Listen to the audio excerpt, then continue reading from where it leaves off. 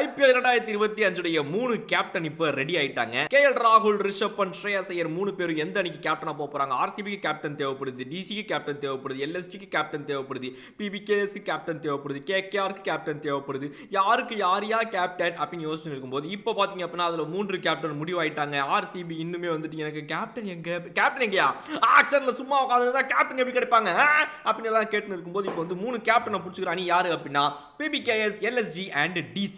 இதுல ரெண்டு பேர் பாத்தீங்க அப்படின்னா வந்து பண்டமாற்று முறை பண்ணிட்டாங்க. நீ அவனை கொடு, நான் அவனை கொடுக்குறேன் அப்படின்ற மாதிரி.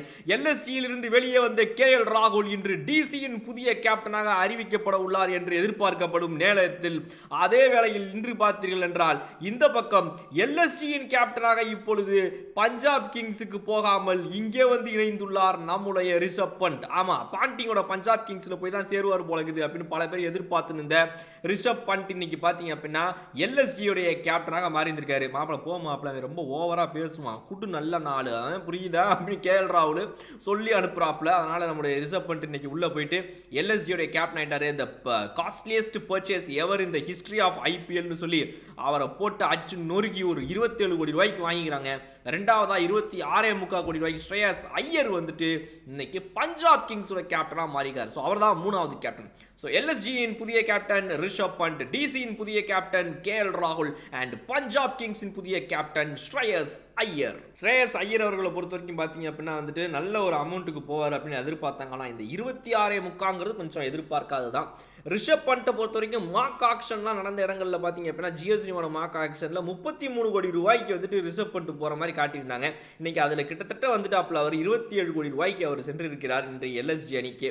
எப்படி இருக்க போகுது அந்த அணியில் அவருடைய கேப்டன்சி எல்லாம் அப்படின்றதெல்லாம் வெயிட் பண்ணி பார்க்கணும். பட் ஆனால் ரெண்டு டீம் இப்போ கேப்டன்சிக்கு இன்னும் உட்காந்து யோசிச்சுருக்காங்க. RCB பேடில் தூக்கி அங்கே பல பேர் வந்து மோதிக்கு இருக்காங்க, நீ என்னையா பண்ணுற பாயப்பட்டு தூங்கிக்கு இருக்க அப்படின்ற மாதிரி. ராயல் சேலஞ்சர்ஸ் பெங்களூர் வந்து இன்னைக்கு அவங்க கேப்டன் மெட்டீரியலை வந்து 3 இடத்துலையும் விட்டாங்க. KL ராகுலும் போச்சு, ரிஷப் பண்ட்டும் போச்சு, ஸ்ரேயஸ் ஐயரும் போச்சு. இன்னைக்கு ரிஷப் பண்ட்டும் இல்லாமல், ஸ்ரேயஸ் ஐயரும் இல்லாமல், KL ராகுலும் இல்லாமல் பேசாமல் விராட் கோலியவே கேப்டன் ஆக்கிடலாம் மாப்பிள்ள.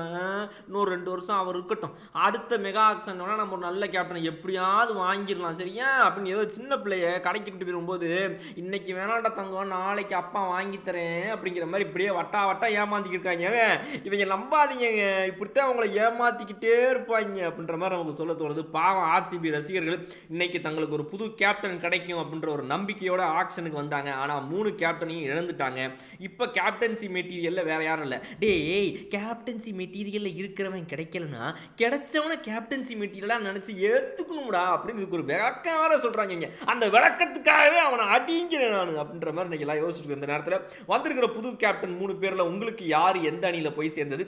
இந்த அணிக்கு இந்த கேப்டன் இப்போ இந்த செட்டப் இவர் சூப்பரா செட் ஆயிருவார்ப்பா அப்படின்னு உங்களுக்கு யாரு தோணுது? கமெண்ட் செக்ஷன்ல சொல்லுங்க. இன்னும் சூப்பரான வீடியோ நான் உங்களுக்கு பார்க்குறேன். அது வரை உங்களுக்கு ஓகே பாய்.